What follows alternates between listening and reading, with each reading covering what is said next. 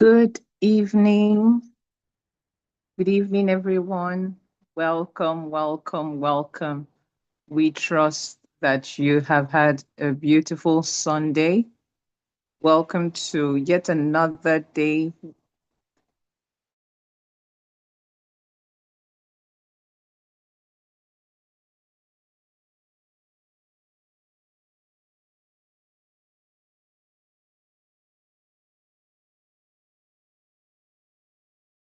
It's a privilege to welcome you all to class.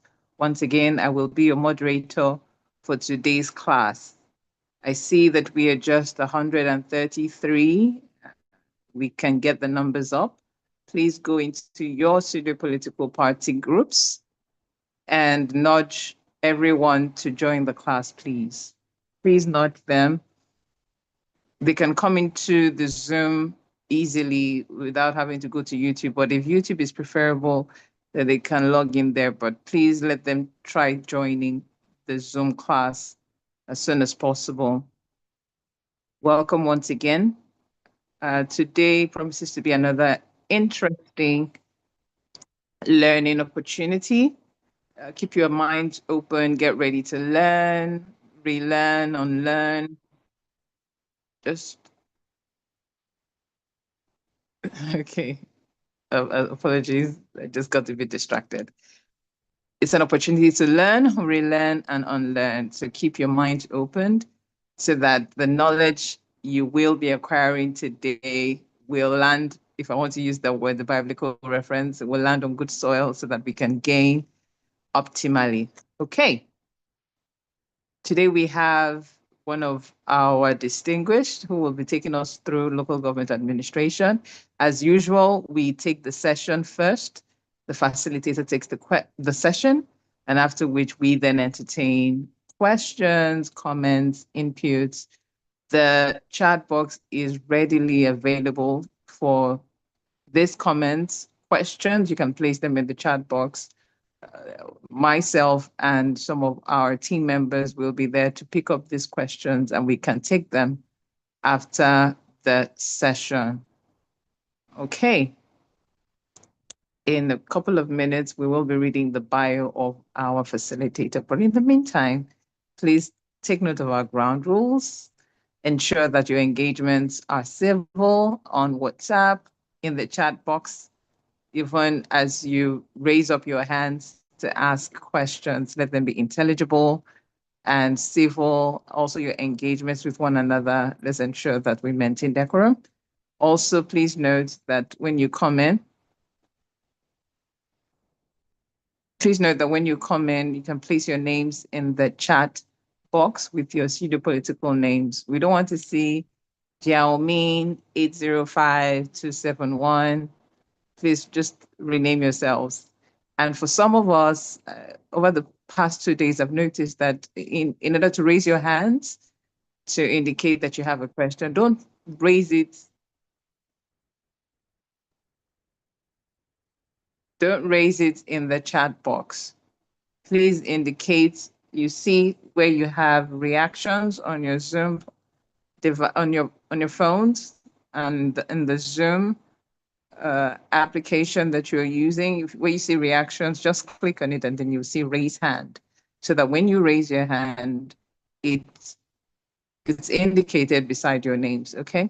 Don't raise it in the chat box because comments can take that up and we may not be able to see it. So it's more ideal to raise your hand with the emojis where you have reactions and then we can easily pick that up and I can easily identify you.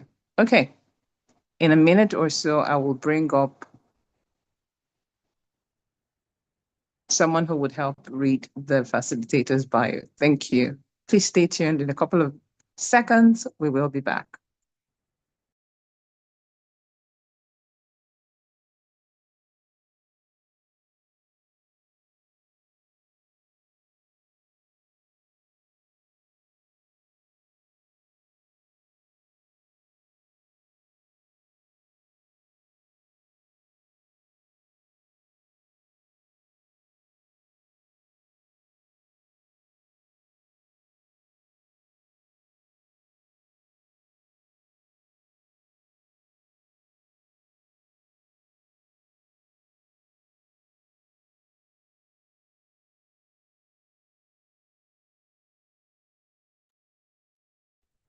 All right. Welcome back. As I said, I will be back. Let me just reiterate one or two things. Please, it's important that we join the Zoom call as directed by management. Uh, please join the Zoom call. Ignore what I said earlier about YouTube. Join the Zoom call, please. And also, this is also a directive by management. We really do not need you to put your names in the chat box anymore because Zoom automatically captures your names or your devices. But the instruction still remains that you rename your devices so that it can accurately capture you. If Zoom captures Xiaoming, that's what you have. And you as maybe Ayobola or Adeshola will not be captured. All right, if that's the name that Zoom captures as Xiaoming. All right. Having said that, I'd like to invite the Electoral College's Executive Director to please give a warm welcome to our facilitator today by the introduction and the reading of his profile. Thank you so much, sir. Welcome. Good Please, day, let's give a round of welcome. Okay. good day, 18th cohort. It's a pleasure to read the bio of my leader and my lecturer, Professor Abdul Hamidu Abdullahi. Taught me while I was in 100 level in public administration in Ahmadu Bello University, Zaria. He's my leader, he's my chairman. So Professor Abdul Hamidu Abdullahi is a PhD holder in local government and development studies with many years of working experience at administrative, managerial level, fieldwork, and volunteerism. He commenced his working career with Nuhu Baamali Polytechnic Zaria, then Kaduna State College of Advanced Studies, where he rose to the rank of senior lecturer. He was the head of Department of General Studies and later Deputy Dean at Federal Polytechnic Nasarawa. He presently works at the great Ahmadu Bello University, Zaria. Everyone else is behind us, where he is involved in teaching, research, and community development at the Department of Local Government and Development Studies. He has held many responsibilities, such as Secretary, National Conference Organizing Committee of the Department of Local and Development Studies, Staff Advisor of Association of Students of Local Government and Development Studies, Patron of Junior Chambers International, JCI, Coordinator of Diploma Programs, Editorial Board Member of Zaria Journal of Arts and Liberal Studies, Zajola. In terms of writing and publishing academic research work and presentations, he has many conference papers, journal articles, and chapters in some books to his credit. Professor Abdul is the producer of a radio TV program in Hausa language at DITV Alheri Radio 97.7 FM Zaria called Jamia the Jama, that's Town and Gown, and Assistant Research Fellow at Center for Democratic Development Research and Training, CEDART, and then member of Board of Trustees, Funtua Community College of Health Sciences and Technology, Funtua. Chairman of Initiative for Orphans and Vulnerable Persons, an NGO in Zaria, and patron Harmony Youth, Mucha, Zaria. He is also a member of the Community Development Charter, CDC, and the Ward Integrity Companion, WIC, of his ward, Dogarawa Sabongari, Zaria, under the auspice of the Aid Foundation, a registered NGO involved in advocacy and development. Professionally, he is a member of the International Association of Community Development Scotland, as IACD, the West African Research and Innovation Management Association, Warima, Nigeria, and a member of Network Against Child Trafficking, Abuse, and Labor, NACTAL. He's the Deputy Director, North Central of the Electoral College, Zaria. He is a Professor of Local Governance and Development Studies from the prestigious and great, multiplied by 10, Ahmadu Bello University, Zaria, of the Sub-Saharan powers of Africa. So I'd like to welcome my leader, my chairman, Professor Hamid, Abdul Hamid. It's a pleasure to have you here, sir. Thank you very much. This one don't pass my power. I hope I'm audible enough. Yes, my leader, you're audible, sir. Thank you. This one don't pass my it's too much. It's all right. So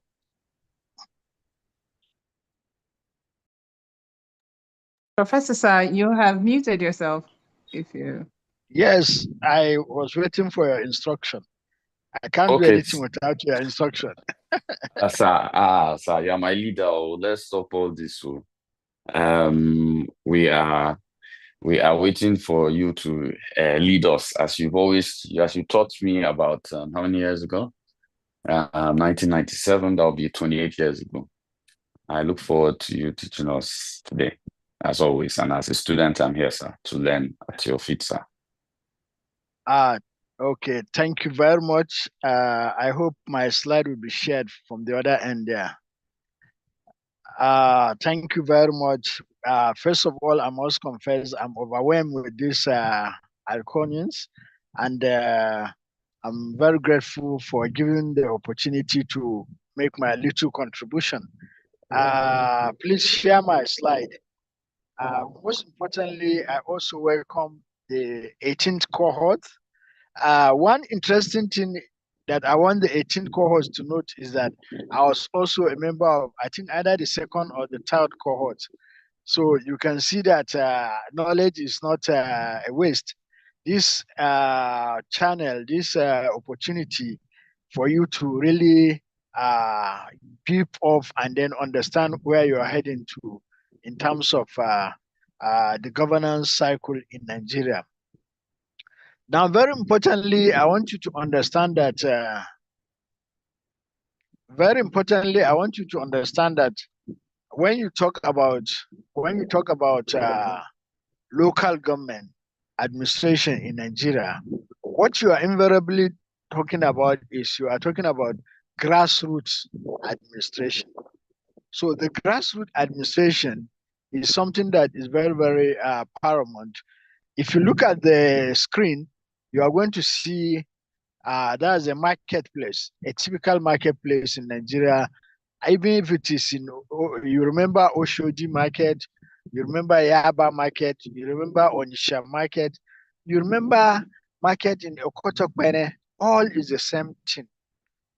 And every Nigerian, starting from the first citizen of Nigeria to if there is a last citizen, he must go to the market because he must get items from the market for his own consumption, either through him or through delegation of powers to somebody to get it for him. And the funny thing is that this market, according to the 1999 Constitution amended, markets are supposed to be under the jurisdiction of the local government administration in Nigeria.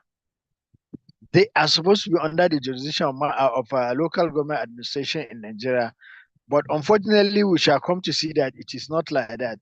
Despite the fact the Constitution has given them the power to do so, but it is not like that. Next slide, please. So in Nigeria, we have 774 local governments and 6 area councils that are responsible for anything related to local administration. I want you to understand that when we say local administration, I'm also indirectly talking about the executive arm of the local government, the legislative arm of the local government. So in Nigeria, we have 774, and each one of us, starting from the first citizen, are all members of a particular local government. Don't be fooled by anybody. Everybody in Nigeria, if he's a Nigerian, belongs to a particular local government. And this local government has a responsibility for many things according to the 99 Constitution. And we are going to see it as we move on. Next slide, please. Now, local government administration, as we all know, or as we are going to know, is the closest tier or layer of government to the people. And because of that, it has some characteristics. That means it is in charge of the control of local power to do certain things. And as such, it's a legal entity. Every local government is a legal entity with defined territory and with defined responsibility as per the 1999 Constitution amended and as per the laws of the House of Assembly of the various states in Nigeria, which we shall come to see. They have enacted many laws in order to gauge or to chain the local government for their own selfish interests. Next slide. Now, local government in Nigeria, according to 1976 report on local government, you will come to realize that in the history of local government, the local government has been with us for so many years since colonial period. By the time of the colonial period, it was referred to as a native authority.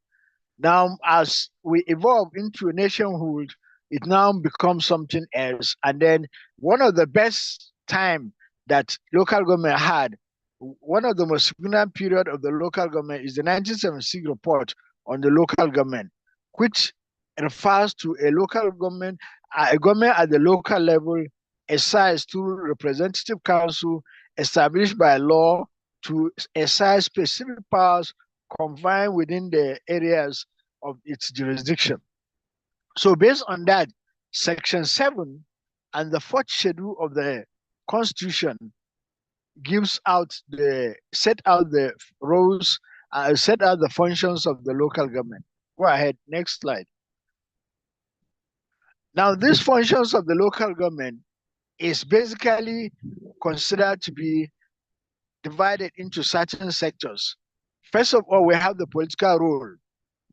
The political role is to serve as an instrument for promoting local democracy. Now, this is very interesting because in other parts of the world, if you see a president of a country, he must have started as a chairman of a local government, or he must have understand the workings of a local government, or he must have served as the supervisory councillor of a local government before he can be able to aspire to the highest leadership in the country. Such countries like France, England, and the rest of them. That's why you see that the England politics and the American politics is you have to show at the grassroots level what have you done before you can ascend to the highest level. Now, it is also a useful tool for conducting elections because all elections are conducted at the local level, because it is at the local level that every politician will have to go and register. Every politician will have to register at his ward level before he can now ascend to any other level. And as such, that political role also includes training ground for politicians and leaders. Next slide. Now, if you look at this, this is just an example of what is happening.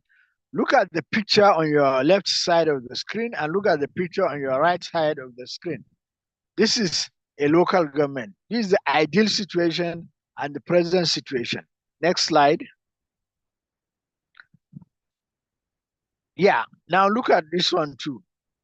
Look at the difference. You can also see, because part of the responsibility of local government is drainages. But look at what is happening. Yes, next slide.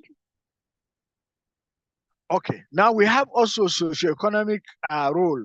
Why I show you those pictures earlier on is because the political role of the local government include making those things in order, drainages and the rest of them. So we have also socioeconomic role of the local government. This socioeconomic role of the local government is very, very interesting and at times very also problematic, because most of the local government cannot be able to attend to those aspects, because they are supposed to collect tax in the markets. But presently, most of the tax is being centralized, and as such, is being collected at the central level by the state government. And then the state government is expected to give to remit some money to the local government. Whether it is being remitted or not, that's another thing for another day again.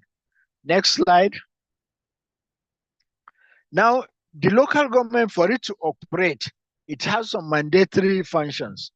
And these mandatory functions include establishment and maintenance of cemeteries, burial grounds, and homes for the destitute, and then licensing of bicycle, trucks, canoes, wheelbarrows, charts. Now, the funny thing is that all these items are numbered in the Constitution. In this 21st century, I don't know how much money you are going to collect on a bicycle that will earn you revenue to build a drainage. So then, but the most convenient one is motor parks, markets, public conveniences. Then you have roads, street roads, drainages, highways. You have naming of streets and roads, provision and maintenance of public convenience and refuse disposal, registration of birth and death and marriages, tenant rate and property tax. Now you should note, next slide, you should note that when we come back, you will now answer the question of where is the tenant and property tax collected, who is collecting it in your own jurisdiction, because all these functions of the local government we are mentioning, all of us here must supposed to know about this function, and then we must work towards seeing that it is being adhered to. Then there is the aspect of control and regulation of outdoor advertisement, management of pets, shops, kiosks, restaurants, and laundries. Next slide. Now we also have concurrent functions at the local government level. Now these concurrent functions are functions that are supposed to be adhered to by the local government in terms of daily activities, and in which we shall come to see that it is not a reality based on certain factors that is happening. Next slide. Good. Now you can also see that we have administrative structure, because the local government cannot operate without a structure. And in this structure, we have finance and administration, works and infrastructure, social development, agri and forestry. Now the question I want to ask you is, what is the capacity of the staff at the local government in terms of operating as a full-fledged maybe finance department, or a full-fledged works department, or a full-fledged agri department? This is a question for you later. Next slide. Thank you very much. Now the local government is also under control. One of the organs that control the local government is the Ministry of Local Government Affairs. It's a major organ that controls the local government, and it also have zonal inspectors who are supposed to inspect the local government. And then the ministry arranges the state joint local government allocation fund committee. Now it is very important for you to understand that local government in Nigeria has the least salary, then followed by state government, then followed by federal government.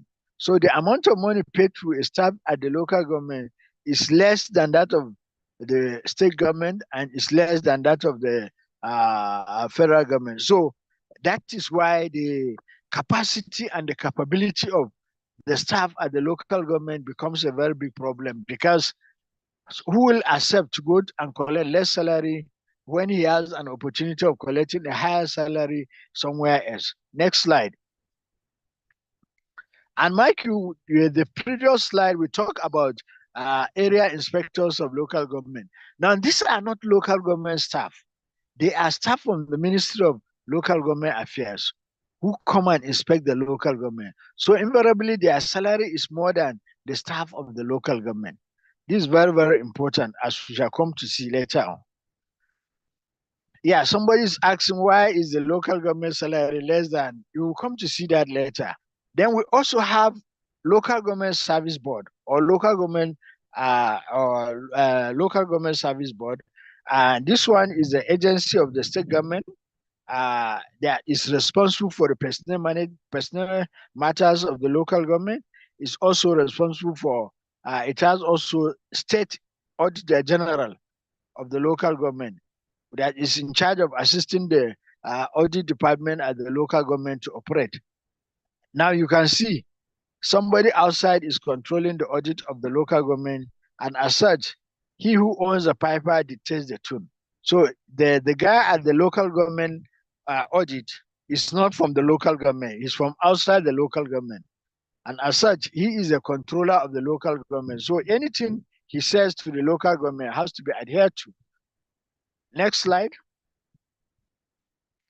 Now, we also have state local government pension bureau. Now, these are agencies that are in charge of the pension of the local government, and then they constitute one of the environment that controls the local government. Then next slide.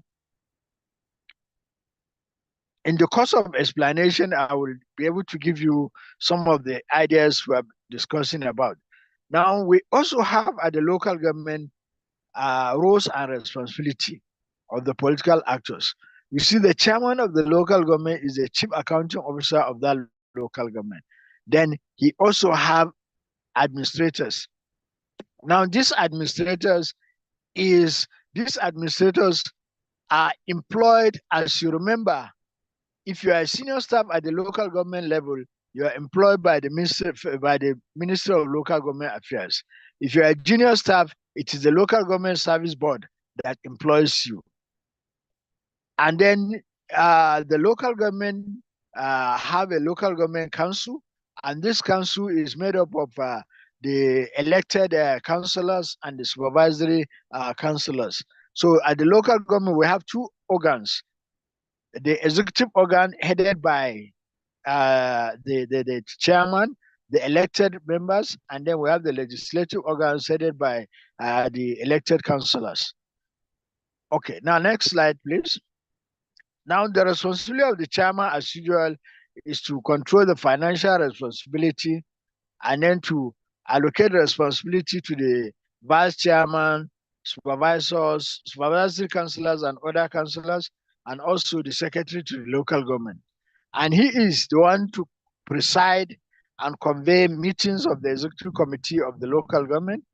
And the local government in Nigeria, this is another area that is very, very important.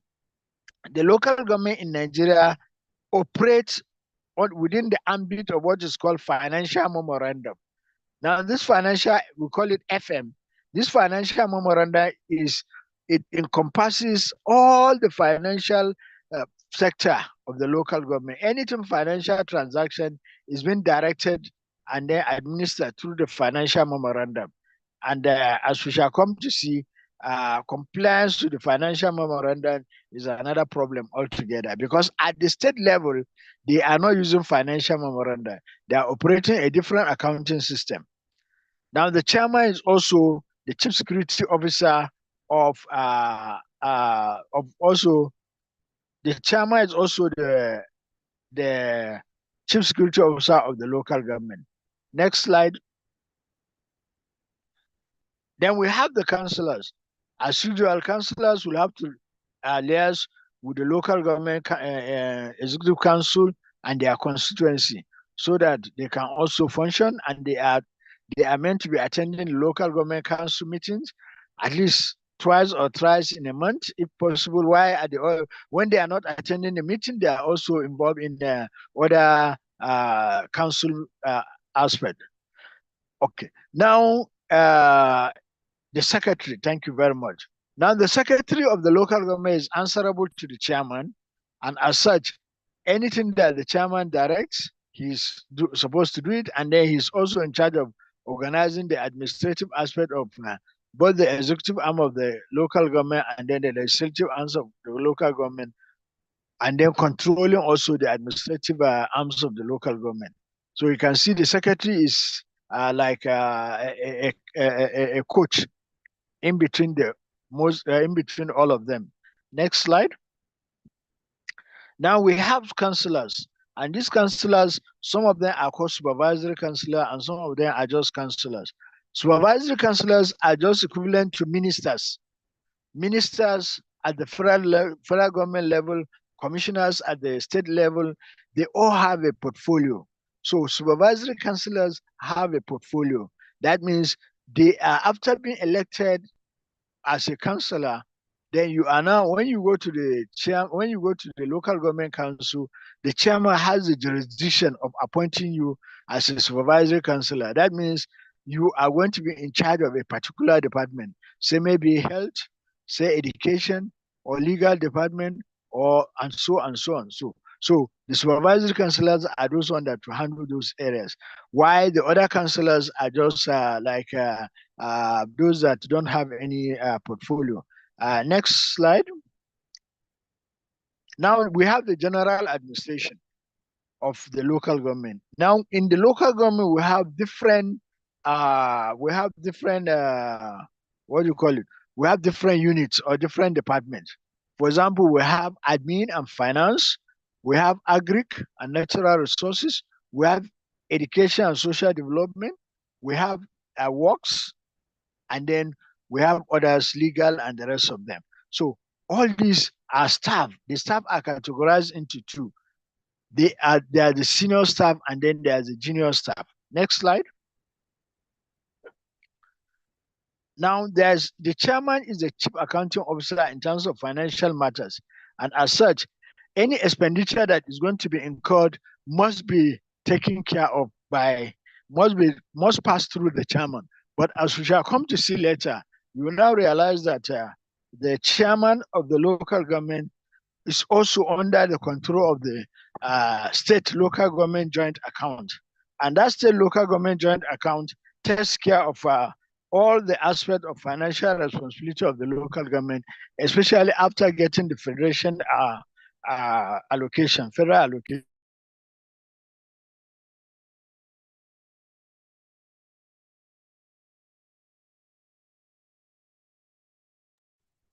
Now, sorry, I had a little, so you can see,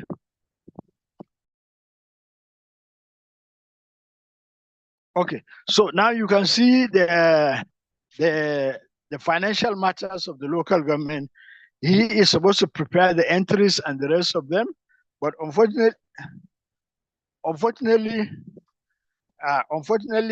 as we shall come to see, you will now realize that, as we shall discuss later, you realize that it is really not feasible in terms of the financial matters of the local government. Not much can be done about it. Next slide. Now, in terms of the financial matter, we have the Director of Finance and Administration, who is a signatory to local government checks after the chairman approval. And before payment is made, there must be a voucher raised and all those formalities, which is also normal. Next slide. Then, sources of local government finance. In terms of the local government finance, we have two sources: external sources and internal sources. Now, these external sources are mostly from the federation account, the contribution of 10% of the internally generated revenue, the value added tax, and the grants in terms of primary education and sometimes primary health care. Then the internally generated resources is the revenue generated by the local government as it performs the functions of collecting tax in the markets, radio, TV license, control of shops and skills, and then grant for special duty such as health and environmental crisis. Next slide. Now you can see the pictures you are seeing now depict what is happening in a local government that is functional and in a local government that is not functional. These are schools, both of them, but you can see the difference is very clear. Next slide. Now, on the same thing in the buildings, you can see the difference is very, very clear. Next slide. You can see in terms of drainage and in terms of waste collection. That's the difference. Next slide. Now, the external environment of the local government is another area of concern for us, because the external environment of the local government enable us to understand whether the local government can function within or without the environment. Now, the former environment, as we said earlier on, are the government institutions that regulate and impact on the operation of the local government. And then we have also the informal environment that consists of local communities, community-based organizations, NGOs like the Electoral College, local. These are very, very important environment that controls the local government. Because after all these lectures, after delivering my lectures, you can now go for advocacy at your local government level, and you realize that you can be able to make some impact. Now, also at the formal external environment of the local government, as usual, include the Ministry of Local Government Affairs. Then we also have the other ministries at the various level of the local government. All these are also very important environment for the local government. Next slide. Now, when you talk about local government, somebody is asking just before this slide, he was asking what is something related to the functions of the local government. Now, the local government has a potential. You can see the provision of infrastructure and related services. You can see healthcare. You can see development of locally customized poverty alleviation program, because they are nearer to the people. They are within the community, so they know the needs of the community. Then they can also develop business environment, and they can also take care of education when they are given the free hand. Now, the next slide, go ahead. Now, what are some of the factors militating against the effectiveness of the local government? Now, there are many factors. Now, one of the most important factor is lack of physical, or what you can call budgetary constraint, because the budget of the local government is strongly regulated by the state local government joint account. And as such, what the state local government joint account do is what is going to happen to the local government. Now, then we have also low technology and managerial capacity and skill, because obviously you don't expect somebody who is a professor to go and earn maybe 200,000 naira per month, while his colleagues who are consultant maybe in the hospital, even private or government hospital, are earning almost some of 500,000, and then you now sacrifice and come down. It's not really feasible, right? Next slide. So again, there is a problem of participation, coordination, and planning. Most of the time, this issue of coordination and planning of proper estimate are not done with proper recourse to the people. That means they are just done haphazardly. So the governor will just say, look, we need this project to be done, and then automatically he now say this local government will do the project. As we shall come to understand, there's what we call extrajudicial expenditure of the local government. Presently in Nigeria, local government are spending money for police, they are spending money for custom, they are spending money for civil defense, they are spending money for the governor's wife if she visit the local government. They are spending so many sorts of extrajudicial expenditure. And mind you, it is from the same local government that traditional rulers are being paid. The monthly, when the local government fund comes, 5% of the total amount is being remitted back to the traditional rulers. And as such, it becomes another issue altogether. Then there's also there's also the issue of corruption. And then this corruption is something very serious that you all know at the federal government is the same thing, as the state government is the same thing, and there at the local government is also the same thing. Now, some people will say the issue of corruption is because of lack of monitoring and evaluation. Yes, to some extent, it's lack of monitoring and evaluation, but who is going to monitor who? The person that is coming to monitor you is demanding from you. So what do you want to do? If you don't give him what you are expected to get, will not get your hand. So that's a problem. So then there's lack of autonomy, because there's undue interference in the issue of the local government. The state government conducts local government election. That's the beginning force. And because of that, any governor will have to now do what? Make sure that his party secure all the local government seats. And as such, that's the beginning of undue interference. Then the second undue interference is the state joint local government account.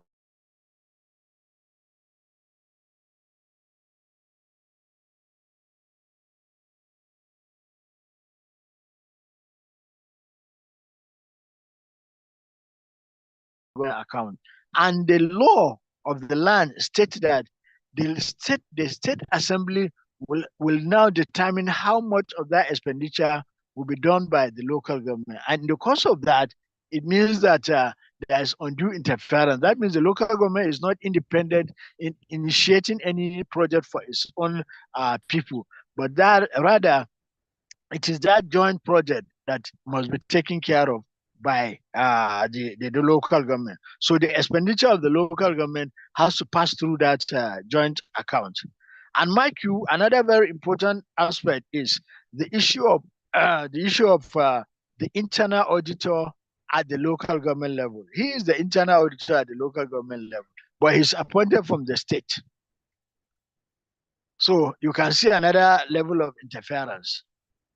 Good. Next slide. Okay. Now to understand the local government,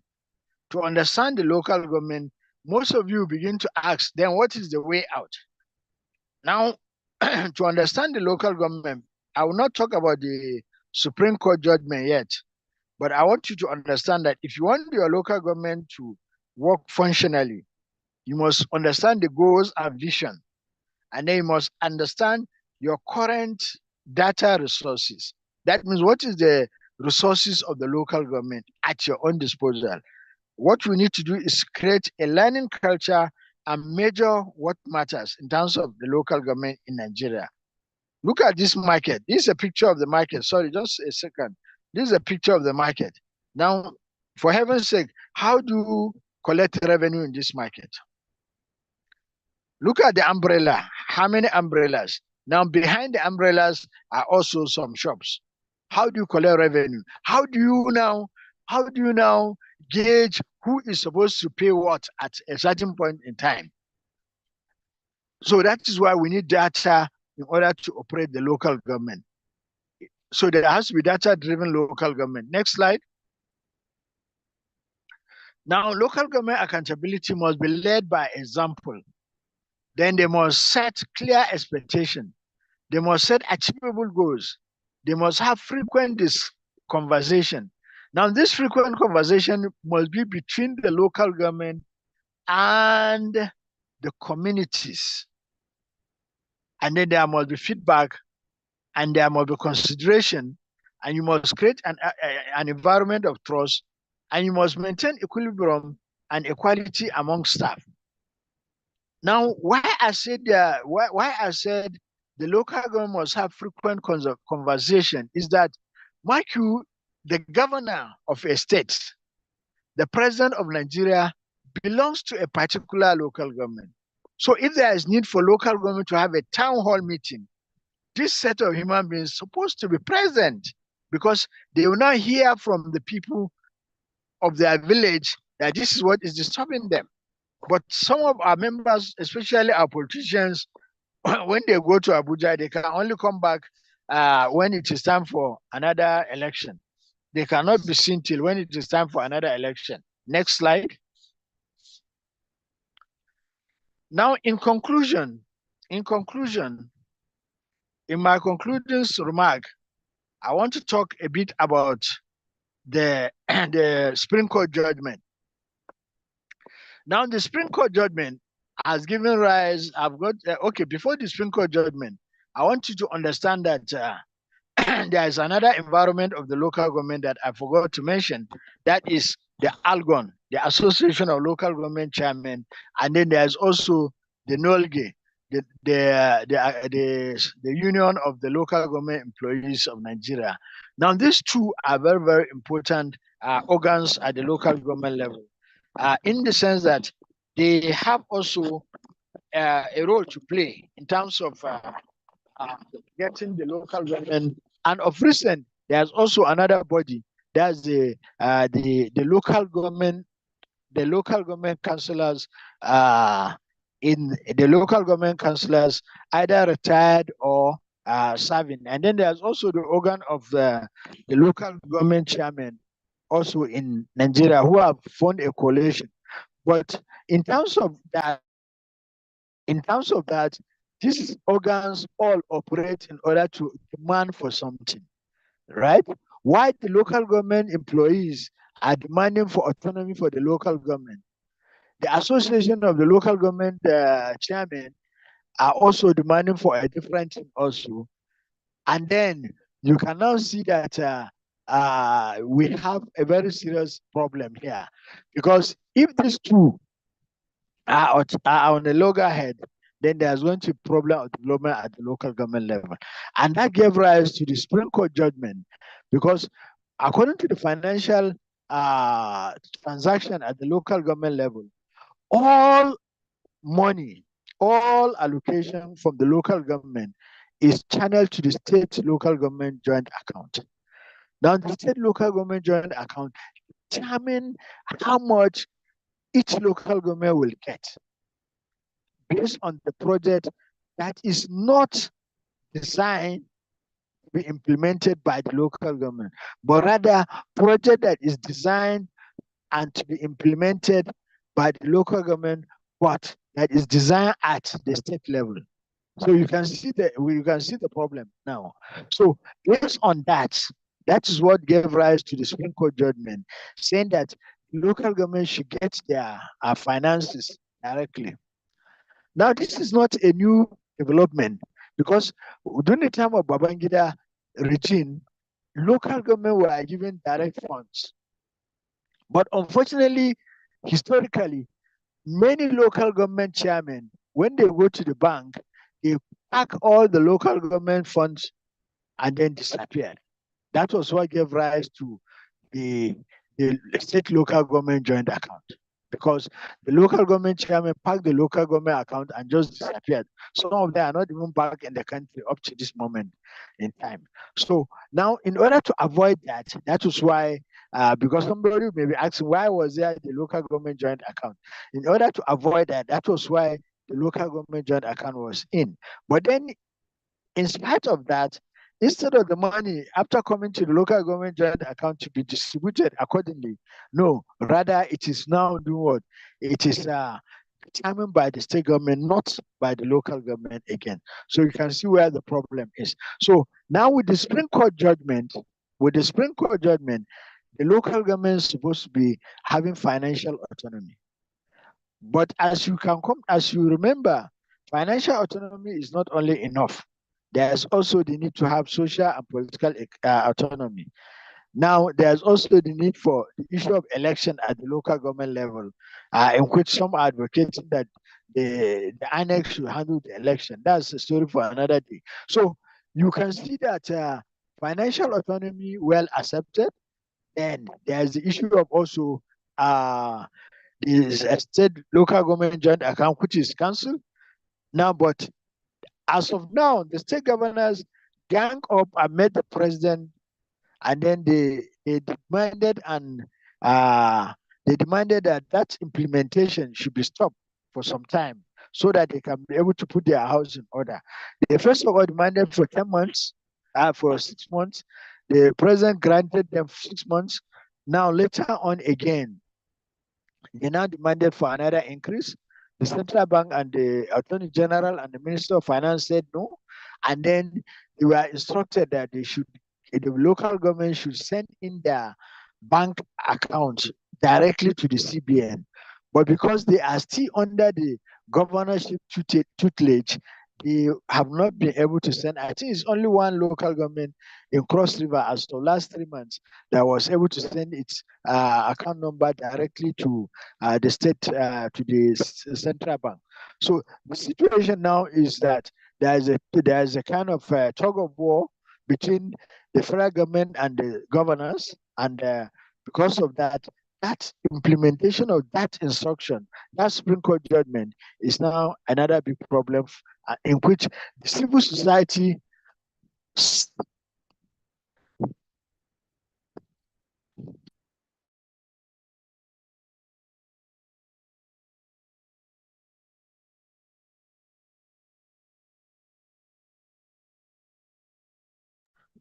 sorry, the civil society organization will now have to get up and do something about that judgment. Sorry, I've taken so long talking. Now let me hand you back to the chief hosts, and let's see what the chief hosts have to say.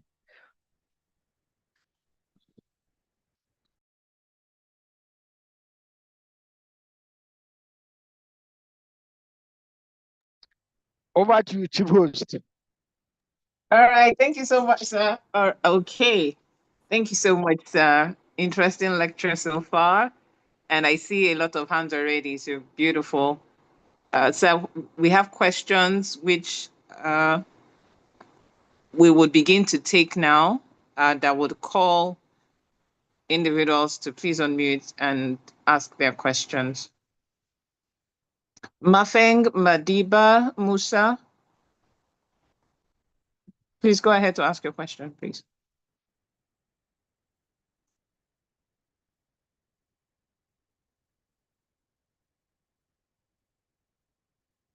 Mafeng, I've asked you to unmute. Okay, good evening, everyone. Good evening. Can you hear me clearly? Yes. Thank you very much, sir, for taking us through local government administration.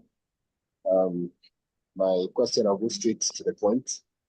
You have mentioned, most of the things that you have mentioned are not perfect from what we are currently experiencing in the local government administration in Nigeria. And it seems like one moment we are talking about reforms in the local government, but on the other hand, we are deliberately trying to frustrate the growth of the local government. So it leaves us on the highway of, are we moving forward or are we not? My question is, do you think, I want to know your opinion now, do you think the issue of the local government autonomy that has actually been discussed, especially during this administration, do you think it is something that will ever come to reality against the backdrop of the kind of constitution that we have? Because while political pronouncements are made, we also have a challenge of the laws that are supposed to be vehicles of achieving such pronouncements. So, the question is, do you think that the local government autonomy would actually be something that will be achieved in this country in terms of like what has been pronounced? Okay. I think I've gotten your question. All right. Thank you very much. You see, the Supreme Court judgment is not an uhuru. It's not an uhuru. Rather, it is a step further. It's just another step for encouraging the freedom of the local government. You see, just like a nation, the local government cannot get its freedom on the platter of gold. There has to be a struggle. Why? Because to change old ways is very, very difficult. These governors have looked at what is collected at the local government level, and they have seen what is attainable at the local government level. So they now know the juicy part of that local government fund. I hope you understand. So they just earmark a project and say, this is a project for the local government through the joint local government account. Now, the extent to which that project is being adhered to, nobody can be able to say. So what I'm saying is that apart from the financial autonomy, there's also the need to get political autonomy.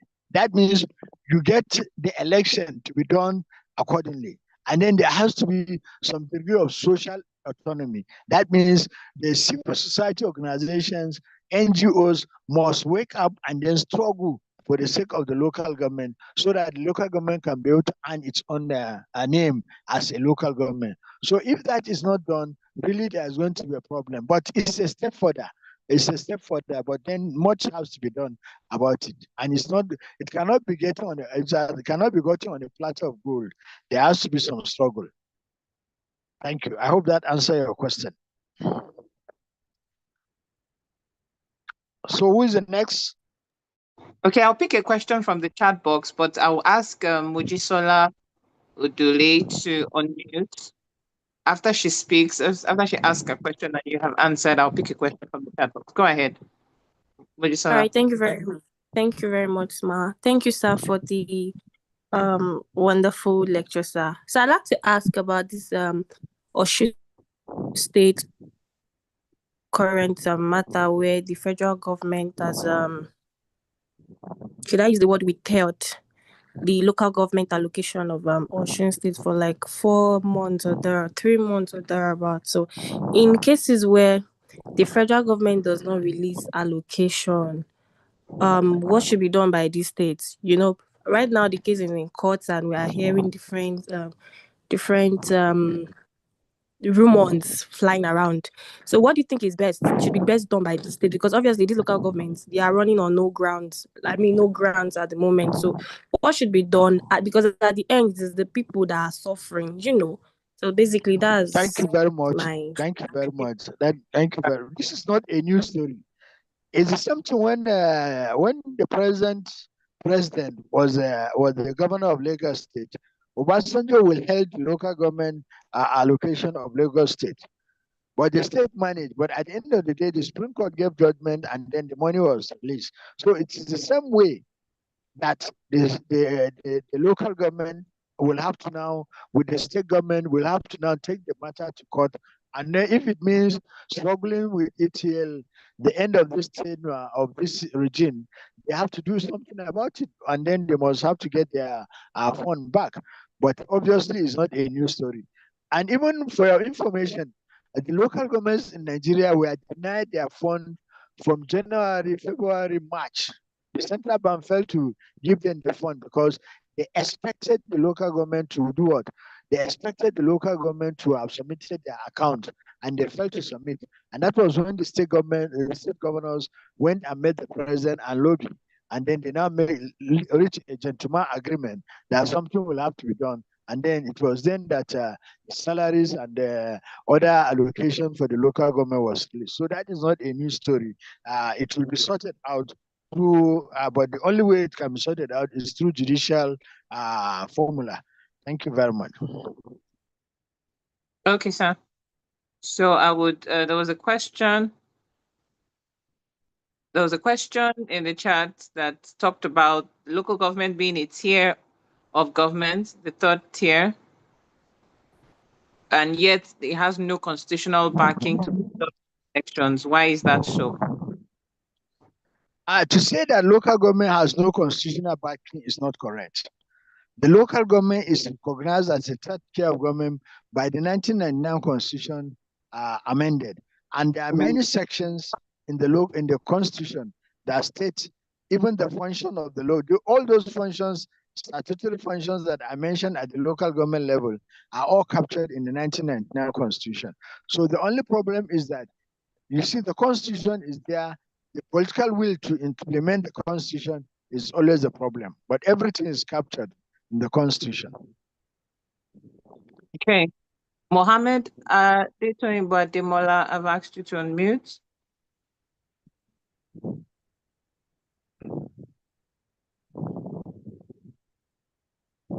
Okay, go ahead, please. What's your question? Hello? We can't hear you. We cannot hear you. Good evening. Good evening. Can you hear me now? Good evening. Can hear you now. Please go ahead. Thank you, Prof, for the lecture. Really is educative. My question is about the responsibility of the local government. When we say the local government is the chief security officer in the local government, and then we have been facing some security challenges in Nigeria. And we used to shift the blame on the president. So, and then we believe that security is local. And then it's supposed to start from there. Where are we getting it wrong? That's my question. You raised a very important question. You see, the local government chairman is the chief security officer of the local government. And then he has what we call, the local government operates also under committees. He has statutory committees and he has non-statutory committee. One of the statutory committee that is at the local government is the security committee. Now, this security committee is made up of the chairman of the local government, some major stakeholders in the local government, such as retired army officers, retired police, and then you also have all the military and non-military formations that are in that local government. Take, for example, my local government, Savangari local government in Zaria, we have the guards of the Nigerian Army Guards are here. We have also the Nigerian Military School and the rest of them. So all the commandants in those schools are part of the security formation. And then we have the Assistant Commissioner of Police here and the rest of them. We have civil defense. So all these are members of the security setup at the local government level. But the issue is that who gets the final say? If there is a problem, they can only advise. And as such, the army will have to seek approval from above. The police will also have to seek approval from above. Why the local government chairman is only left to the task of financing, little finance he can raise in order to help these people. For example, there was an incident that happened of kidnapping in a tertiary institution at the New Bomali Polytechnic. Now, when that incident happened, the police complained to the local government chairman that they need funds so that they can fuel their vehicle and chase these kidnappers. The money was given to them, but subsequently there was no, they stopped giving them money for patrol. And as such, they don't have the money. And as such, that was how the whole thing became a child's play. So that's the situation. And that is why I said, unless that autonomy is given, because they cannot go more than, they cannot do, the chairman of local government cannot do more than what he's expected to do. Even if there are some philanthropists that are willing to finance the project, they cannot do it because they have to have permission from above. And you know, the issue of security is also, we also have the issue of what you can call security contractors. And as such, it is an enterprise, in short. Nigeria security is an enterprise. So some people are gaining from that enterprise, and that is why finding solution to it is very difficult. I hope that answered your question. Yerima, you're welcome. Why don't you put your video on? Let me see your face. Thank you. I'm talking to a student. Yerima, you're welcome. Why don't you put your video on? Okay, any question again?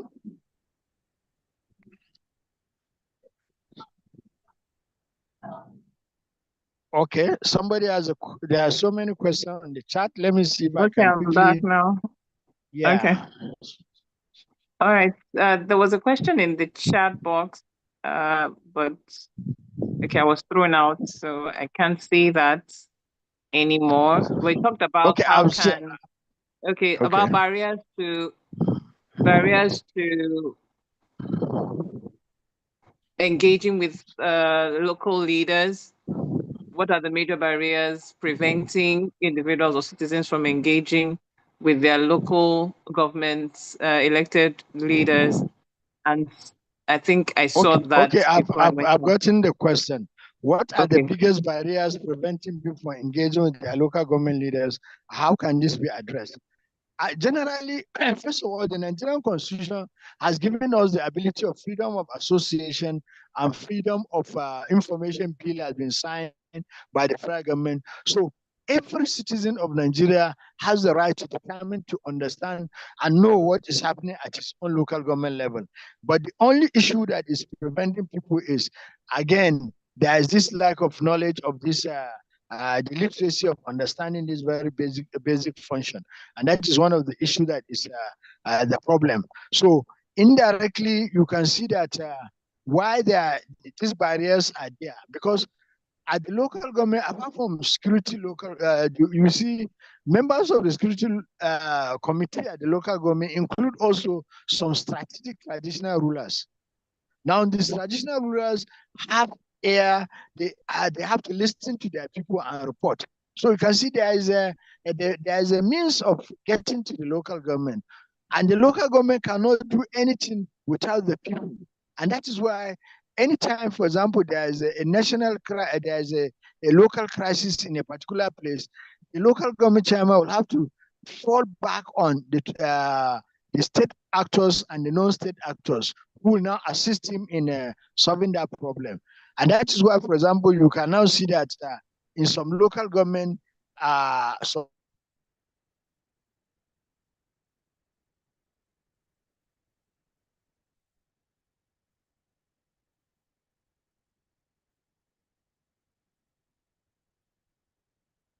you can see these are some of the basic problem that the local government is funding. And then somebody asks, how does the state government control the local government security apparatus? They control it because the financing of the local government security apparatus is from the state, because they control the main money. It's just like you coming to your house, and then when you come, you give your junior brother the money that is meant for the household. And now you ask your wife to go and get it through a junior brother, and he's not in good terms with your wife. So he will not give her all the necessary money. And that is what is happening. Mark you at the other level, okay, Solomon, please is not allowed to attend class lying down. Okay, Solomon, Jijahu, thank you very much. Yeah, you can off your video and then you can lie down, but then it's not fair for you. It's unethical for you to be lying down when a lecture like this is going on. Thank you. So as I was saying, the responsibility of the local government, for example, right? Every finance is controlled by that state local government joint account. So there's nothing anybody can do about it unless that thing is taken care of. And that is why the federal government went to the extent of trying to take care of that issue. But then you have the state to contend with. And Mike, we are in a political era. So in a political era, the president wants to be re-elected. And the people who are going to do the work are the governors and the local government chairman, because those are the people at the front. Those are the people who are nearest to the people. The president is in Abuja, and he cannot move through 36 states with 774 local government, with 6 area councils. He cannot be able to canvass all this in his campaign. So somebody has to do the bidding for him.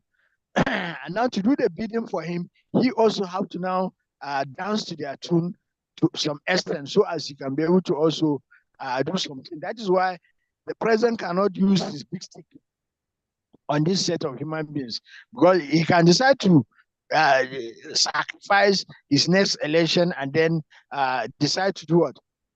Wave the big stick and tell them that, see, even if you don't give these people their money, even your money, I will not give it to you. And that too, and they cannot do anything because they have to go to the court, right? And as such, the court has already given judgment. So you see, that's why at the end of the day, we said civil society organizations are stakeholders, non-stakeholders, retired civil servants, retired army officers, retired this, retired that, who are educated enough should be the one to also spearhead the freedom for the local government. Thank you very much. All right, so we still have so many hands up. Cyril? I'll try to be very okay. Okay, with the responses. Okay. Cyril, yes. Then after you, Winifred will go ahead. Cyril, please go ahead. Then Winifred.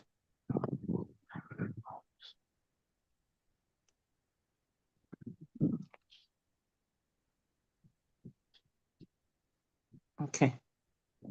Cyril, you're not responding. Winifred, I've asked you to unmute, please. Thank you very much. And then thank you, Prof, for that very inciting lecture. Actually, what I have may not serve as a question, it's more or less a contribution. And that has to do with this financial autonomy of the local government. I wonder, is financial autonomy actually a solution? Can it solve this problem? Because these local governments had this autonomy before the era of state local government joint account, and they misused it. It's now given to states, and states are misusing it. The bottom line is corruption is the problem. So we should be looking at how do we solve this corruption.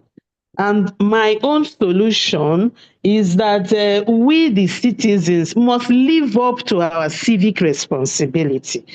Be it the autonomy is with the state or with the local government or with the federal, if citizens can take up demanding for accountability, and then living up to our own civic responsibility. For somebody who we have elected and who is corrupt and misuse public funds, he should actually be taken off and no longer voted for again. And make sure we contribute. We must play our own part. It is for us to solve this issue. Thank you. Thank you very much. That's a very good one. I hope all of us are hearing her. But you see, also in addition to that, we even have the capacity of the right caliber of people at the local government level.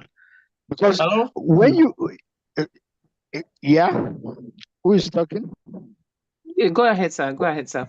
Yeah. Now, when you talk about the local government, you also have to think about the capacity of the people who will operate this full autonomy that is given. Even when you give the full autonomy, to what extent do we have a full capacity and capability and competence? That's a thing for another day. So what I'm saying is that to be very holistic, while we are struggling for this, we should also be struggling to enhance the manpower capacity of the local government staff. Thank you very much. Thank you, sir. Okay, Cyril, I see that you had unmuted. I would ask you to unmute now. Dushu Domdak, you're next. So please just get ready quickly.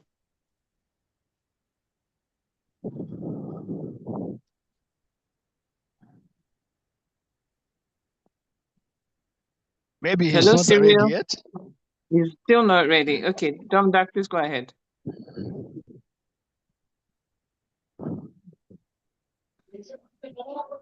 Okay, good evening, everybody. Good evening. My name is Yushu Domdak Peter from the ABGA political platform. My question is, somebody raised an issue talking about this local government autonomy. Talking about financial autonomy, and you says it should be a holistic thing encompassing both political and social autonomy. My question now is, don't we think this is going to be a complete detachment of the grassroots administration from other arms of government? Thank you very much. Constitutionally, the local government is detached. It's supposed to be independent. But what we are saying is that the independency of the local government is tempered with by these very organs. For example, the Ministry of Local Government, the Local Government Service Commission, the State Auditor, and then we now have the State Electoral Commission. So all these determine what is going to happen at the local government level. I hope you understand. They determine who is going to cross the gate. And at times they now determine the person that will cross the gate must be somebody who is subservient to them and their needs. And because of that, it becomes a problem. I hope you understand. So again, Mike, some people say we should, even if what of the other organs, for example, the ICPC, the EFCC, and the rest of them. But we have also seen their performance. They are selective in their performance. So to what extent can they also be able to give us what we want in case we report somebody at the local government level? And that is why I said that is why I said we must take a concise, holistic method of seeing to the autonomy of the local government at all levels. With that, we can be able to attain our freedom. Mark you, even the traditional rulers cannot, for example, vie for the local government autonomy very much because they are also beneficiary of that local government problem at the local government level because they get their money from the local government. So it is becoming a very big problem. Mark, for example, the Oba of Lagos cannot be able to move anyhow and travel anyhow out of the country without the chairman of his local government knowing that he's traveling out. Despite the fact he's a retired either inspector general or police or something of that nature. So you can see the local government has some power, but that power is very limited. Okay. Abdulkadir, you have a question? I see Dr. Abdulkadir is around in the house. Okay. Now look at another question in the chat. Let me read another question in the chat. Okay, this I saw the question now. Very interesting question. Okay, sorry if I don't pronounce your name very well. Farini, Farombi, Abga platform. How can local government? Okay, how can local government in Nigeria be empowered to respond to rising insecurity and economic hardship? We have answered that question to some extent. Why is the state allocation to local government always in the dark? Because of the state local government joint account. So if the federation account money is passed through the state local government joint account, then it means that they have to now do something before they can be able to get the money. So they are already, you see, most state government have already enacted a law. This is what people don't know. You can remember they all have a law. For example, that is passed by the House or Assembly, right? Controlling the local government in their own way. So unless those laws are repealed, then the local government cannot be able to, the chairman of local government cannot go ahead and do certain things because automatically he'll be taken to court and then at a certain level he'll be impeached and he will now leave, his political career will be dented. We have the Director of Administration, General Service, and Secretary. What is their roles? Is it not duplication of responsibility or position? No, the Director of Administration and General Service at the local government level have a different set of function. His concern is the staff at the local government level. While the Secretary of the local government, his role is a kind of a liaison officer between the executive and legislative arm at the local government and the local government administration and the populace in their local government. So that is his own role. The secretary has a role with the chairman of the local government. He has a role with the speaker of the local government council, and then he has a role to play with the general administration at the local government level. And he is also the voice of the people in that local government level in terms of liaising with those three organs that I've mentioned earlier. That's the executive arm of the local government, the legislative arm of the local government, and the administrative arm of the local government. While the director of administration's role is basically concerned with the administration of the local government. That is the daily functioning of the local government in terms of personnel management, financial management, and the rest of them. Yes. Any other question? Have you gotten somebody who asked a question? Yes, we have. It's good that you're taking questions from the chat box, sir. So it's good. I would ask Ilyasu, Ali, and after you, David Oluwatosin. So Ilyasu, please ask your question quickly. Beginning to get pressed for time. Ilyasu? If you cannot, let me, okay. I think he has unmuted now. Go ahead, please. Hello, good evening. Yeah, good evening. Go ahead, please. Go ahead. Yeah. Before I start, I want to appreciate Prof for a rich presentation. Thank you. Thank you. Go ahead. Ask your question then. I have a question, and the question is, that is Taraba to be precise. whereby a local government chairman where their terms in office or the tenure in office were limited to 2 years or thereabout, and after they are going back for another election.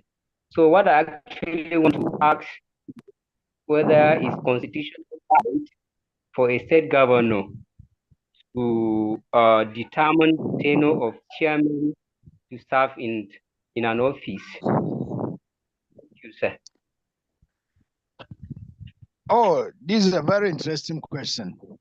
The determination of the tenure of the local government is placed under the House of Assembly of the state. The House of Assembly of the state can decide to enact a law or an edit that determines the tenure of the local government council. And that is in Nigeria, immediately the governor send a message, send that law to the Speaker of the House, automatically you see that instead of that law to pass through the normal process of first reading, second reading, then public hearing, then going back again for committee meeting and the rest of them, you see that everything can be done in just 1 day or 2 days. So that is why it's very important for you to understand the workings at the state assembly level and relationship with the local government level. So the governor, to some extent, controls the state assembly. And that is why everything he sent across can be given an express hearing, unlike the issue in some other climes in the world, right? And that is why you will not be surprised if the local government can decide at once that if the assembly can decide at once that, see, we have already given you what you can call your tenure is expiring tomorrow. Nobody can be able to question it because it is a law of the land, right? Okay, then somebody is asking a question in the chat. Most local governments appear to be mere process for installation of candidate for the ruling party. Can INEC conduct local government? If INEC conduct local government election, will it make any difference? Yeah, the argument by some people that if INEC should conduct local government election is going to make a difference is because presently, for example, the last local government election that was conducted, the Supreme Court judgment gave the directive that any local government that do not have a duly elected, duly conducted election will not be given its subvention. And that is why the state governors, and then it was told, the central bank gave the rule that that election must be conducted before December 2024. And as such, that means they were given only 3 months to prepare. And as such, all the state government did was to now thoroughly organize the local government election. And what they did is that I know of a state, I will not mention the name, people were waiting to vote, and then abruptly they just had the result of the local government election. There was no voting. In short, there was CNN, Channels Television, TVC, and the rest of them reported the protest of the people because there was no election. So it was installation. And because of that installation, you can see that if there is installation, automatically anybody who owns the piper dictates the tune. There is installation. So the guy that installed you will now have to also give you directives to follow. And that is what is happening almost all over the federation. And you can see this clearly that the party in power almost win every election instead of having the reverse. Thank you very much. Any other question? There are more questions, more hands raised. David Uluwato Singh and then Musa Issa. Please get ready to unmute after him. David, go ahead, please. Good evening, Prof. Good evening, Prof. Thank you very much for your lecture, sir. I just wanted clarification, sir. While you were speaking, you talked about how local government can get finance, and you spoke about TV and radio license. I'll just like clarification for that. Then also, you thought when you thought on the key functions of the local government, you talked about maintenance and of market. if I'm not wrong, sir. You mentioned maintenance of market.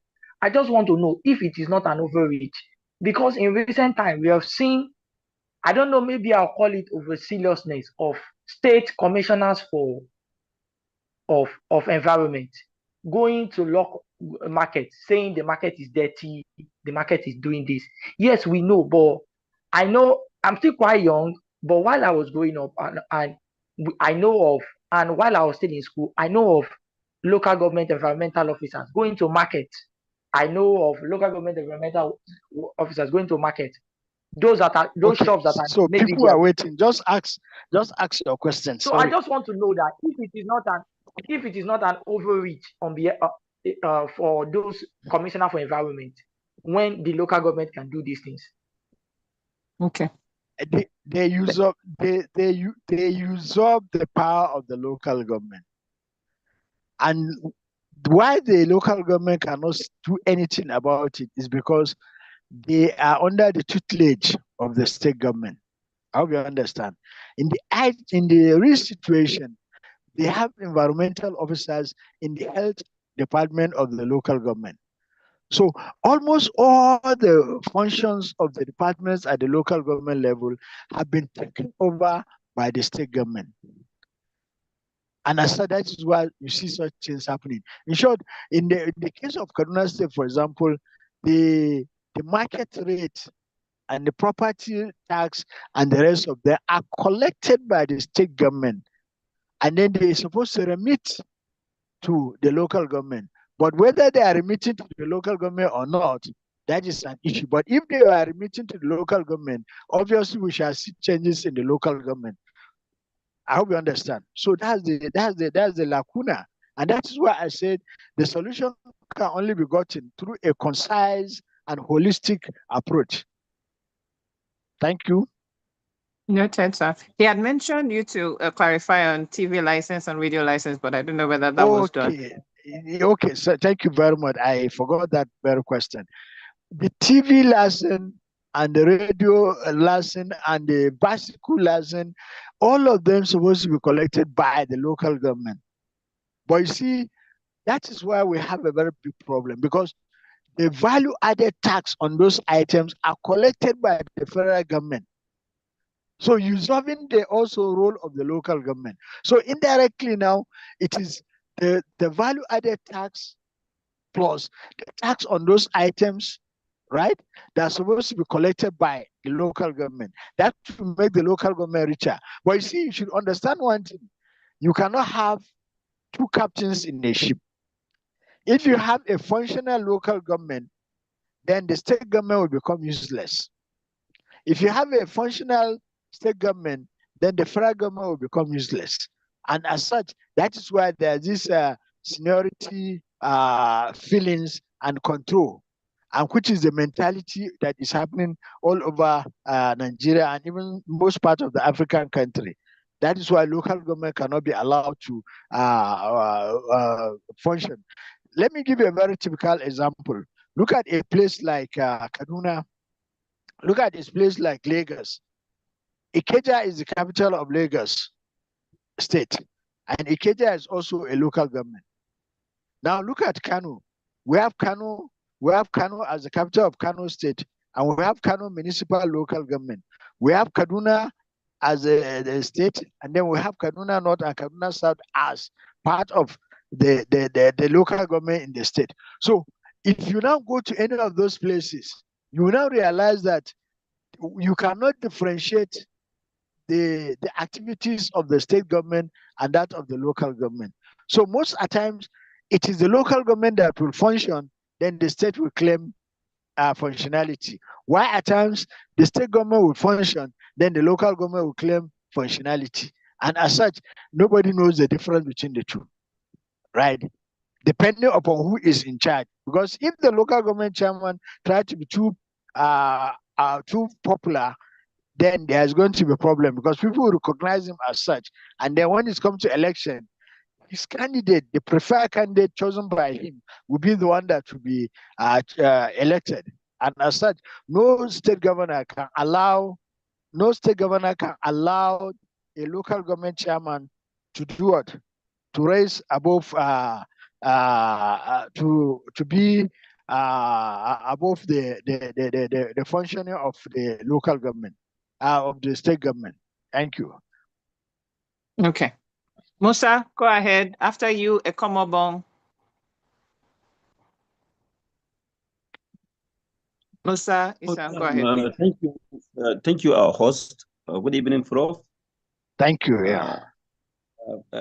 I believe Prof in his lecture, he has highlighted factors militating against effectiveness of the local government.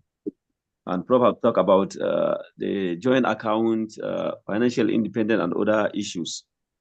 I know that that's where most of our attention went to when we talk about local government. But I believe that the fundamental issue regarding local government effectiveness is the election. Whoever control the election control what is to do with the resources of the local government. For example, if I bought a bus now, commercial bus, and give it to somebody, I believe I have control of where he will go and how the money will be generated and spent. And that's what is exactly happening to the local government. The governors control the election in the local government. And that's what gives them the upper hand to control the resources of the local government. If I can remember, after 1999 election, up to 2004, local government are doing well. They are doing good.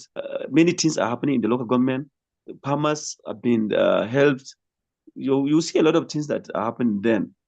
So, but after that, governors decided to hijack the independent, state independent electoral commissions and put them in their pocket. And that's what gives them the power to control what is happening in the local government. And I believe with this autonomy that we are. What's the question? What's the question, sir? Yeah, but my question is, okay, it's a contribution, right? Yeah, I want to ask the question. Yeah.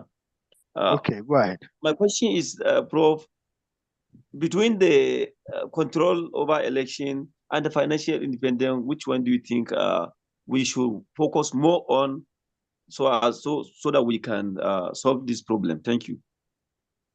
Oh, thank you very much. It's just like you're asking a chicken and egg question. When there is no formidable, credible, fair election at the local government level, there's obviously going to be a problem. But even when there is a formidable, clear, credible election at the local government, if that financial autonomy is not granted, there is going to be a problem. And if the financial autonomy is granted totally without also the social, political economy, it's also a problem, because when you are given financial autonomy and you don't have capable staff of running the local government, that's another problem again. Take for example now, the local government is supposed to generate revenue. If I can venture to ask you now, when you finish this lecture, when I finish, we have 224 people attending this lecture. Now, go and Google your local government and see if they have a website. You'll be surprised that only maybe 6 or 7 local governments in Nigeria have a website out of the 774 local governments. Now, if somebody from Paris, for example, or somebody from London has come to my local government, Sabongari Zaria local government, Sabongari local government area is Zaria, and he will prefer to see the website of the local government. From there, he's going to see the achievement of the local government, and then he will now see the problems of the local government, and now he can be able to assist. But when there is no credibility in terms of having visibility, then there's a problem. If you Google my name in the social media, on the internet, you're going to see me, and then you're going to see my achievement and the rest of them. And then, but now, how will I trust you by giving my money or investment to your local government when I cannot be able to venture on who am I giving the money to? Right? No email address, no visibility on any of the social media platform and the rest of them. Then how can you do that? So it is one of the reasons that is also hampering the achievement of the local government to be credible in terms of delivering the dividends of democracy. And it is left for us as civil service, civil citizens, global citizens of Nigeria, to fight that our local government should also be visible. A student was, I gave a student some students' work. I said, let them Google local government in Nigeria. And then they came out and said, "Sir, there's no website for the local government." Then I said, okay, please, can you Google Washington County for me? When they Google Washington County, they saw all that is happening at the Washington County, which is also the capital of America. I hope you can see. So that's some of the issues that are also very pertinent, because we cannot carry all the issues at the same time, but we can also carry the issues one by one and then begin to solve them as we go on. All right, sir. Thank you, sir. Ekomobong, after you, Adeyemi Blessing.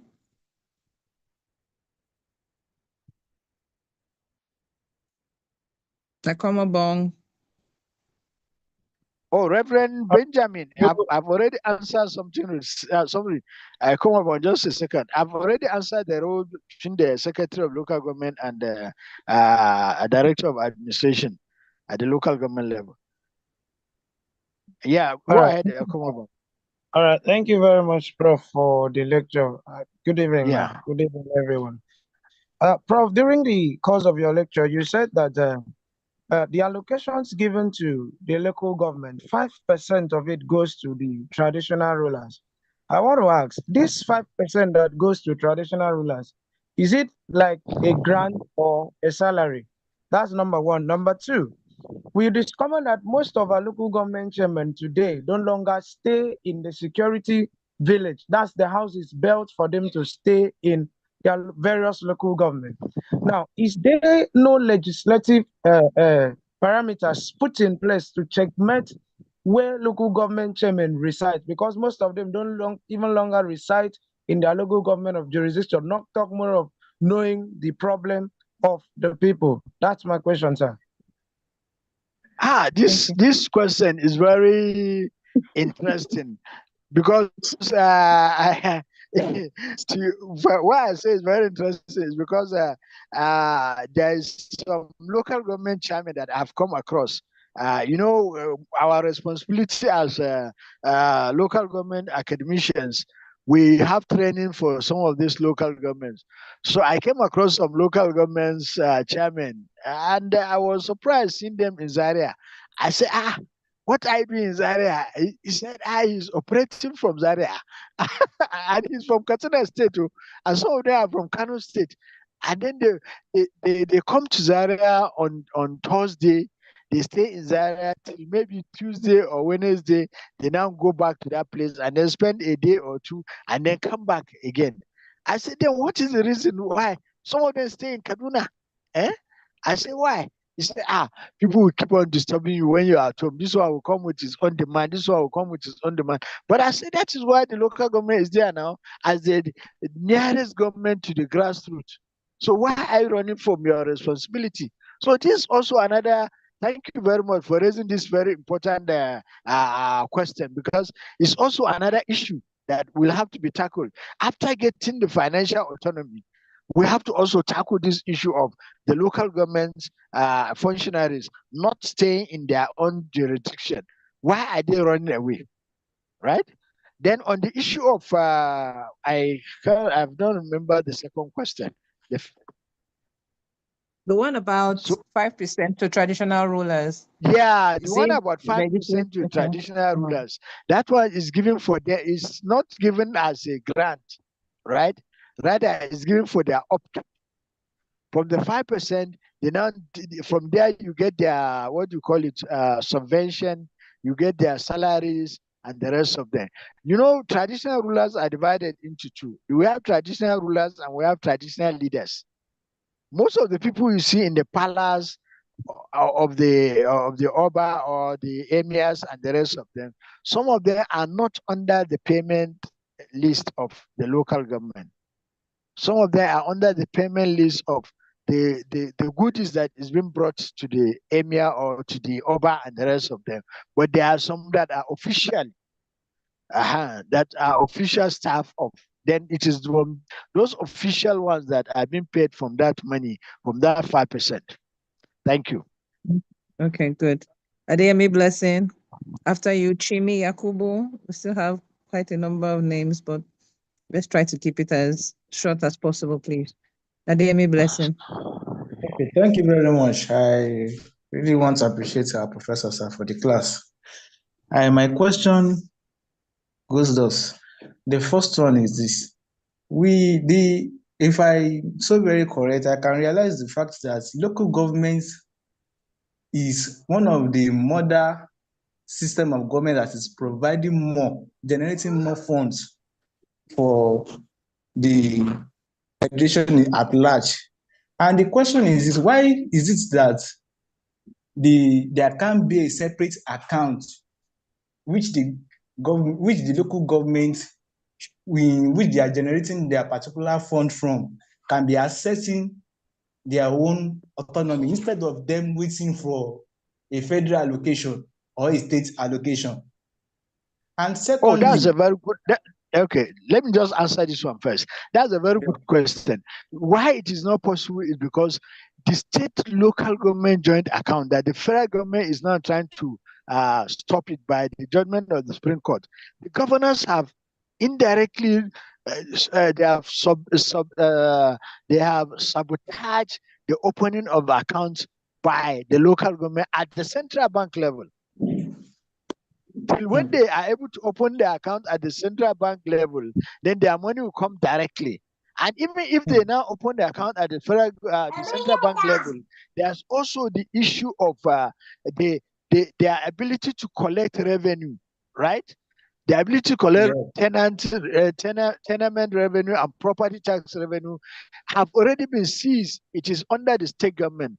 I hope you get me. So virtually, they don't have any means of internally generated revenue because everything is put under one account. Don't you know that almost all the states have TSA? They have this, so almost everything is put under one account. So because of that, the chairman of the local government cannot go and open any cell or sign a check that he can get money till when he get it from his master. And I said that is why there is a very big problem. Unless that is solved, nothing can happen. Yes, I have a reason for asking that question. And my second question is this. It was earlier asked, but I don't think justice have been made on that. Is there a particular legislators that are checkmating this local government? Just like we have as National Assembly checkmating the... Thank you very much. For example, now, before 2023, no, immediately after this election of 2023, right? No, in Kaduna State, I'm trying to give you an example of Kaduna State. Local government, the state assembly have a local government oversight function on local government. They have a committee on local government. And when they went to some of the local government, their investigation indicted some of the local governments. And then those local government chairmen were removed. So there is that function. But when it is not, they still have to get directive from the state government. Because if you go and remove a chairman of a local government that is a favorite of the governor, then rest assured, the next day you will also hear a call from your constituency if care is not taken. So that's the problem we are facing. Any other question? Yakubu Solomon, after you, Oluwafunsho. Okay, somebody is asking that why don't the local government, as a chair of government, why don't it have its own judiciary? Yes, because of the arrangement in the arrangement of the Nigerian government, the Nigerian system is that judiciary is only existing at the two levels, federal and state level. The local government don't have judiciary. Instead of having judiciary, they have their own legislative council and then they have their own executive council. That's the constitutional arrangement in Nigeria. Thank you. Go ahead. Okay, Who is Yakubu Solomon. Yeah. Okay, nobody. Funsho Olamilekan. Yeah. Good evening. Can you hear me? Yeah, we can hear you loud and clear. All right. I want to make a comment quickly and then ask my question. Go ahead. From the lesson, I learned that the internal sources where the local government also generates revenue, aside from the external sources of revenue to the local government. And I've seen some of these local government generate quite some amount of money. The local government I reside has a number of plazas because of its proximity to the capital.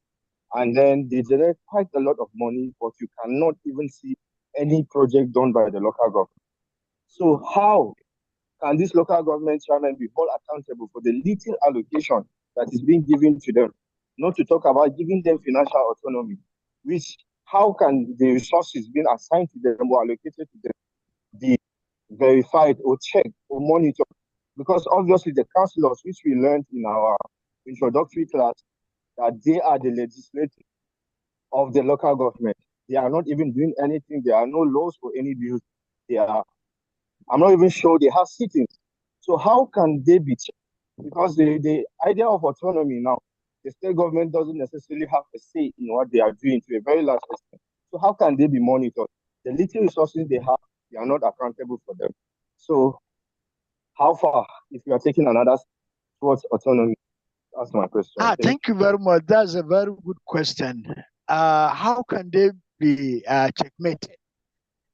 Legally, they are being checkmated by one, the House of Assembly, two, the citizens of that local government, represented by the stakeholders of the local government, in terms of members of the security committee, in terms of other committees at the local government level.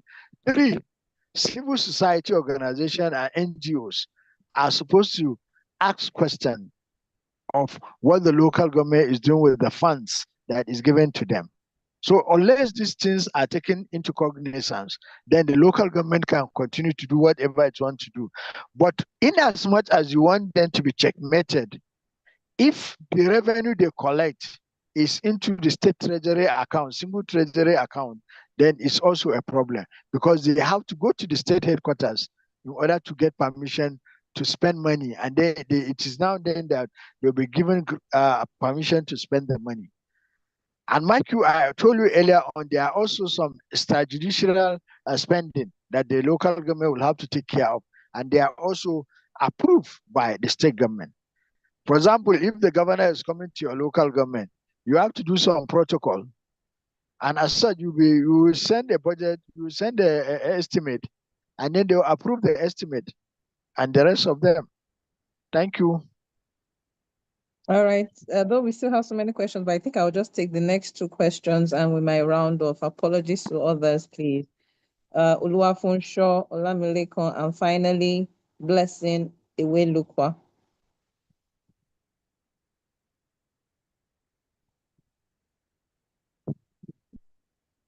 Please go ahead. I like this class because people have, go ahead. Go ahead, Thank you very much for the lecture, sir. I have two questions. One is going to be based off what my previous colleague said. Now, seeing as the checkmating of the local government is by a certain committee formed by the House of Assembly and also the citizens and of the community. So what now is the function of the legislative arm, the local government? That's my first question. Now, the other question is using Lagos as a point of contact. In my community now, between the local government and the citizen of the community, there are about two associations, if I'm not mistaken. There is the Community Development Association that's directly linked to the area you stay in that community. Then the next is the Local Council Development Association, which now covers a wide range of community development association. And it helps, I won't say it's so well, though there are corruptions in it. But my question now is it adoptable? I don't know if it happens to others, but one, is it right constitutional, and also two, is it adoptable by every state to allow easy representation? Thank you very much. Okay, thank you very much. The network at my own end is shaky. I just had the last few sentences. So I don't even get the question you asked. Sorry. I didn't get the question you asked. Sorry. Can you repeat the question for me, Chief Host? No, okay. Dekon, can you repeat it? I know he had asked about the function of the legislative body at the local level. What exactly is their function? Right? Are we right, Lekon? Yes, Okay, so yes, that's the first question. Then the other one is the okay. I'm listening, sir. go ahead, Lekon. Okay, so the other question is in my state Lagos, for an example, now, between the local government and the community, there are about two associations. There's the local council development association, and there's also the community development association. And it's not it helps the representation easily, though I'm not justifying that there is corruption. I want to now ask one, is it constitutional to have these things? And also two, if it is it adopted by every other state? I don't know if other states are adopting this also for easy representation and movement. That's a presentation. That's a presentation. You see,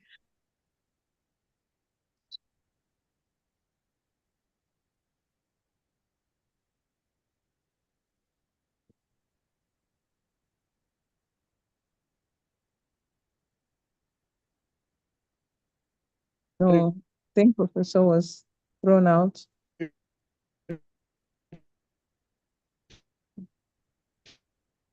Unfortunately, we cannot take all the questions anymore because we are pressed for time. And our Muslim friends have to go want that. There are local governments. They can also have the representation.